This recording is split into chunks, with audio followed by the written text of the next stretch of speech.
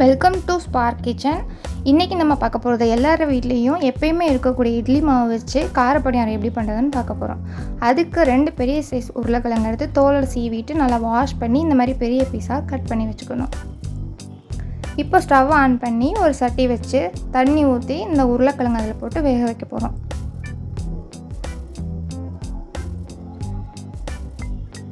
உருளைக்கிழங்கு நல்லா வெந்து வரணும். அதுக்கு இதில் கொஞ்சம் கல்லுப்பு சேர்த்துக்கிறோம். உருளைக்கிழங்கு நல்லா கொதிச்சு நல்லா வெந்துருச்சு. இப்போது இதை நம்ம தனியாக ஒரு பாத்திரத்தில் எடுத்து வைக்க போகிறோம்.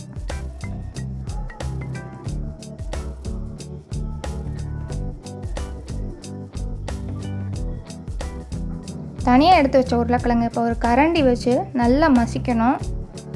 உருளைக்கிழங்குல எந்த கட்டியும் இல்லாமல் நல்லா மசித்து நைஸாக ஸ்மூத்தாக வரணும்.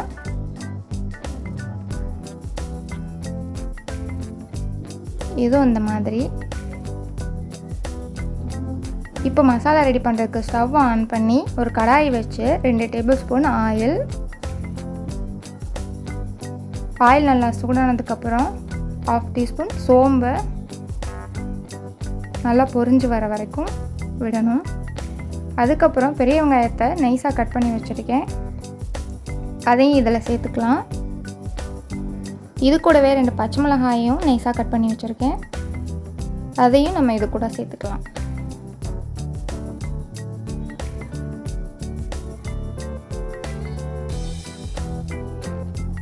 நல்லா கிண்டி விட்டுட்டு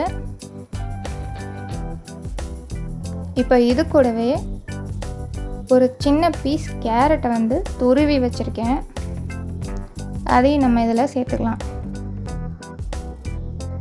இப்போ வெங்காயம், பச்சை மிளகாய், கேரட் துருவல் எல்லாமே நல்லா கோல்டன் ப்ரௌன் வர வரைக்கும் நல்லா வதக்கிக்கணும்.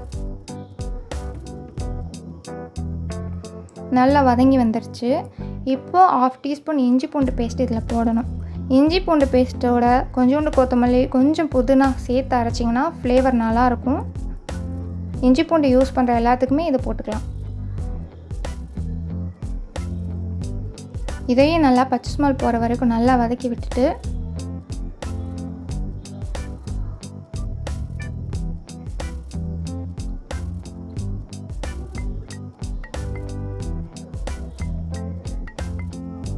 இது கூடவே 1/2 டீஸ்பூன் மஞ்சள் தூள்,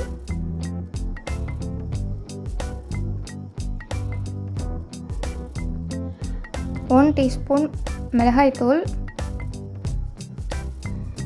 1/2 teaspoon garam masala, 1/2 teaspoon salt. நம்ம கிழங்கு வேக வைக்கையிலே உப்பு சேர்த்துருக்கோம், அதனால் நீங்கள் பார்த்து சேர்த்துக்குங்க. இந்த மசாலையோட பச்சை வாசனை நல்லா போகிற வரைக்கும் எண்ணெயில் நல்லா வதக்கி விட்டுறணும்.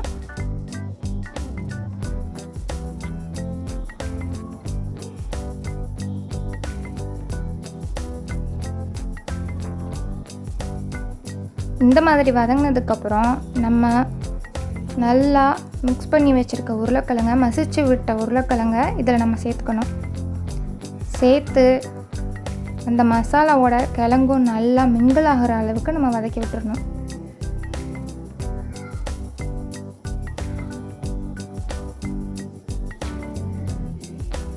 நல்லா வதக்கி விட்டாச்சு. இப்போ கொஞ்சம் கொத்தமல்லியை பொடி பொடியாக கட் பண்ணி வச்சுருக்கோம், அதையும் இதில் சேர்த்துக்கலாம்.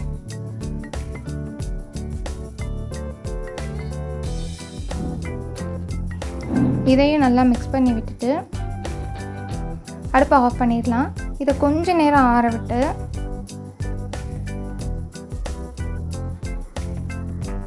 இதை நம்ம இப்போது இந்த மாதிரி குட்டி குட்டி உருண்டைகளாக பிடிக்க போகிறோம்.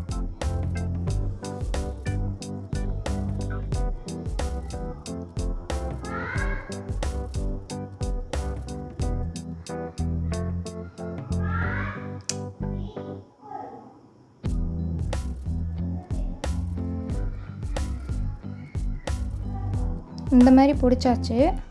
இப்போ ஸ்டவ் ஆன் பண்ணி ஒரு பனியார கல் எடுத்து வச்சு அதில் எண்ணெய் விட்டுக்கலாம். நம்ம இப்போ 2 கப் இட்லி மாவு வச்சுருக்கோம், நல்லா புளிச்ச மாவு தான். அதை முடிஞ்ச வரைக்கும் தண்ணி இல்லாமல் நல்லா கெட்டியான மாவை வச்சுக்கோங்க. உருட்டி வச்ச உருண்டையை எடுத்து இட்லி மாவுக்குள்ளே போட்டு இந்த மாதிரி ஸ்பூனை வச்சு நல்லா இட்லி மாவுக்குள்ளே டிப் பண்ணி எடுத்துக்கோங்க. எடுத்து இப்போ பணியார கல்லில் போட்டுடலாம். இந்த மாதிரி நம்ம ஊற்றி வச்ச எல்லா உருண்டைகளையுமே போட்டுக்கலாம்.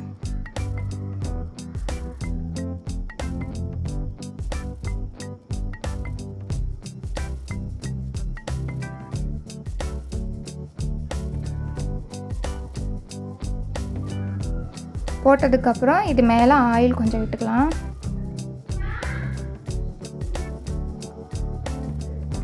அடுப்பை ரொம்ப ஹையில் வச்சிடாதீங்க.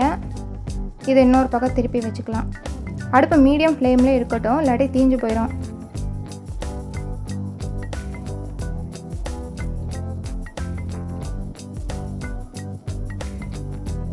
இது எல்லாமே திருப்பி போட்டதுக்கப்புறம் இதோட இன்னொரு பக்கமும் ஆயில் விட்டுக்கணும்.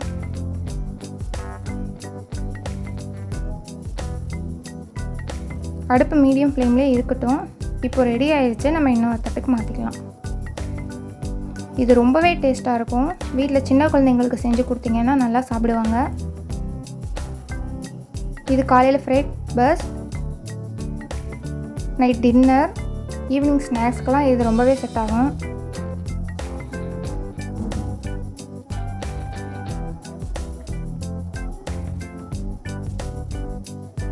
இதுக்கு எந்த விதமான சட்னியோ சாம்பாரோ சைடிஷோ தேவையே கிடையாது.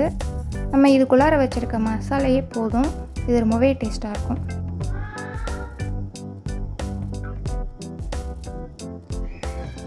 இந்த வீடியோ உங்களுக்கு பிடிச்சிருந்துச்சுன்னா நம்ம சேனலை சப்ஸ்கிரைப் பண்ணிக்கோங்க.